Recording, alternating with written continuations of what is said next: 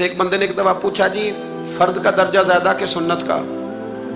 फरमाने लगे फर्ज का। तो कहने लगे फिर सीधा मुंह धोया करें।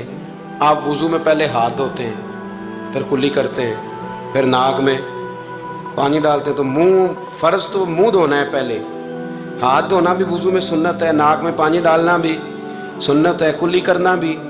तो आपने तो पहले 3 सुन्नतें अदा की, फिर वुजू। फरमाने लगे ठीक तुमने कहा है, पर तुम पता नहीं ना तुम्हें कि ये मेरे रसूलुल्लाह की सुन्नत की बरकत कितनी है। शरीयत हुक्म देती है कि पानी मोतदिल होना चाहिए वुजू करने के लिए, ना ज़्यादा ठंडा हो ना ज़्यादा गर्म हो। ज़्यादा गर्म हो तो मुंह जल जाता है। और शरीयत हुक्म देती है कि पानी बद जायका नहीं होना चाहिए, और हुक्म देती है कि बदबू वाला नहीं होना चाहिए। फरमाया इसलिए हमारे नबी ने पहले हमें 3 सुन्नतें दी कि टूटी के नीचे ना हाथ करके देख लो पानी ज़्यादा गर्म तो नहीं, और कहीं मुंह ना जला लेना।